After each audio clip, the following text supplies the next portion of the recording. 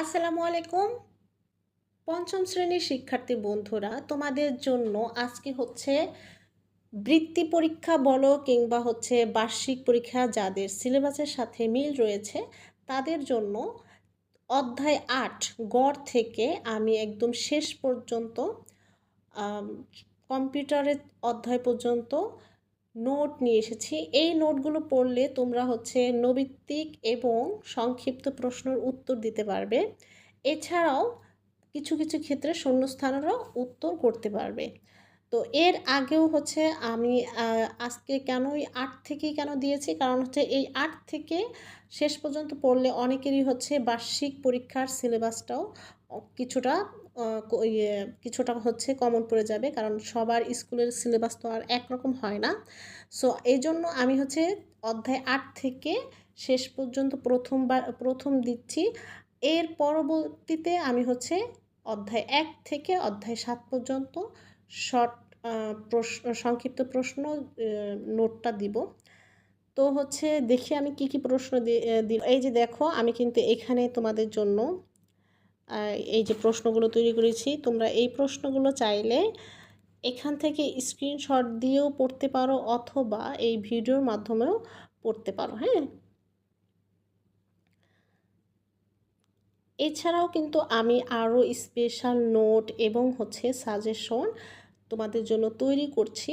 আমি একদম একাধারে সেই সাজেশন এবং নোটগুলো তোমাদের ভিডিও আকারে এবং ছবি আকারে পোস্ট করব। তোমরা কিন্তু আমার বর্ণলিপি একাডেমি চ্যানেলের সাথে এবং ফেসবুক পেজের সাথে কিন্তু অবশ্যই কানেক্টেড থাকবা, তা না হলে কিন্তু এই সাজেশনগুলো এই নোটগুলো কিন্তু মিস করে ফেলবা।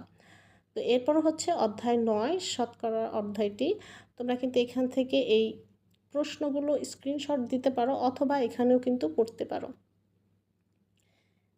এইটাই কিন্তু হচ্ছে কোনো সাজেশন না, মেইন সাজেশন না, এটা জাস্ট হচ্ছে আমি তোমাদের সামান্য হচ্ছে নোট করেছি।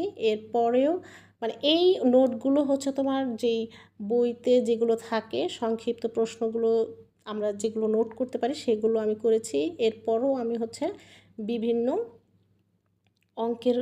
অঙ্ক দিয়ে হচ্ছে বিভিন্ন হিসাব দিয়ে বিভিন্ন অঙ্ক তৈরি করে দিব। আর সেগুলো পেতে হলে কিন্তু অবশ্যই বর্ণলিপি একাডেমিক চ্যানেল এবং ফেসবুক পেজের সাথে কানেক্টেড থাকতে হবে।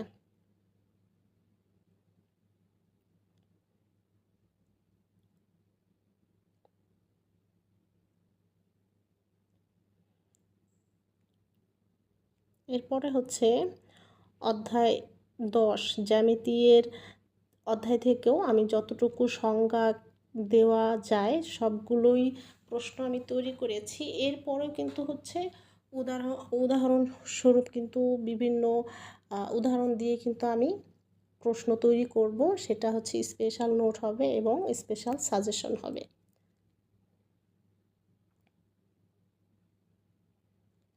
তোমাদের যদি কোনো কিছু প্রশ্ন থাকে অবশ্যই হচ্ছে কমেন্ট করে জিজ্ঞেস করতে পারো অথবা ইনবক্সেও জিজ্ঞেস করতে পারো। আর আমি কিন্তু একাধারে হচ্ছে ইংলিশ, তারপর হচ্ছে বাংলা এবং সমাজবিজ্ঞানেরও হচ্ছে প্রশ্ন তৈরি করে দেব, নোট করে দিব। তোমরা কিন্তু অবশ্যই সেগুলো মিস করা যাবে না। আর যদি মিস করতে না চাও তাহলে কিন্তু আমাদের ফেসবুক পেজ ও ইউটিউব চ্যানেলটিকে সাবস্ক্রাইব করে সাথেই থাকবা।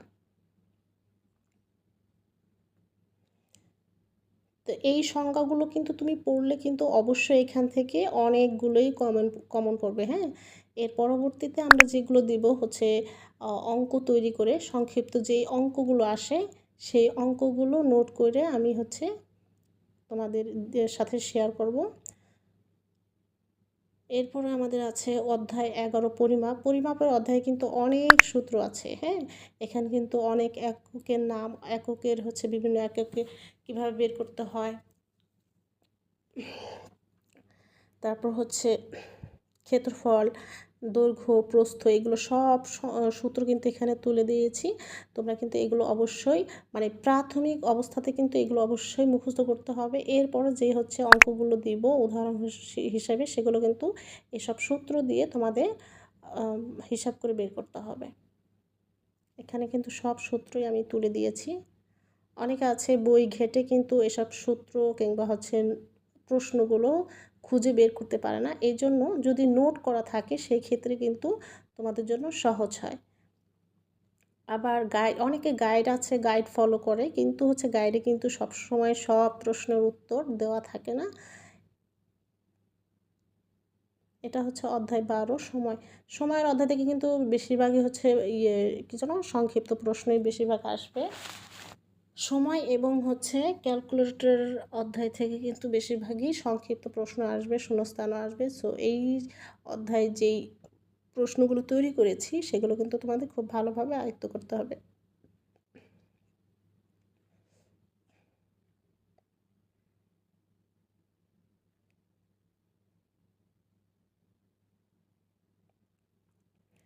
এরপরে হচ্ছে এই যে অধ্যায় 13 উপাত্ত বিন্যস্তকরণেরও হচ্ছে কিন্তু অনেকগুলো সংজ্ঞা, তারপর হচ্ছে কিছু কিছু ছোট ছোট প্রশ্ন আছে, যেমন উপাত্ত কাকে বলে, উপাত্ত কত প্রকার কী কী, তারপর হচ্ছে বিন্যস্ত উপাত্ত কাকে বলে, অবিন্যস্ত উপাত্ত কাকে বলে, এগুলোর উদাহরণও থাকতে পারে। এরপর আছে লেখচিত্র কাকে বলে, শ্রেণী ব্যবধান কী, ট্যালি কী, পরিসর কী, গণসংখ্যা কী, তারপর হচ্ছে গণসংখ্যার ঘনত্ব কী। এসব কিন্তু প্রশ্ন অবশ্যই কিন্তু তোমরা তোমাদের বার্ষিক পরীক্ষা কিংবা হচ্ছে বৃত্তি পরীক্ষাতেও পেয়ে যাবে। সো এগুলো কিন্তু তোমাদের অবশ্যই শিখতে হবে। যেখানে আয়তনের সূত্র, তারপর জনসংখ্যা নির্ণয়ের সূত্র। এরপর হচ্ছে আমাদের সর্বশেষ যে অধ্যায়টি হচ্ছে ক্যালকুলেটর ও কম্পিউটার অধ্যায়। এখানে যেমন ছোট ছোট প্রশ্নগুলো কীরকম থাকতে পারে, যে ক্যালকুলেটর কী, কম্পিউটার কী, তারপর হচ্ছে কম্পিউটার কী ধরনের যন্ত্র। এই যে এখানে কিন্তু এই সব কোয়েশ্চেনগুলোই তেমন কোনো কোয়েশ্চেন না। সো আশা করি হচ্ছে তোমরা এগুলো খুব ভালোভাবে মুখস্থ করবে। আর এই লেখার ভিতর কিন্তু অনেক বানান ভুল হতে পারে কিংবা অনেক জায়গায় হচ্ছে কিন্তু হিসাবও ভুল হতে পারে। সেক্ষেত্রে কিন্তু তোমরা যেটা ভুল সেটা কমেন্ট করেও জানাতে পারো, কিংবা হচ্ছে তোমরা নিজেরাও সঠিক করে নিতে পারো। তো আশা করি তোমাদের এই নোটগুলো অনেক উপকারে আসবে।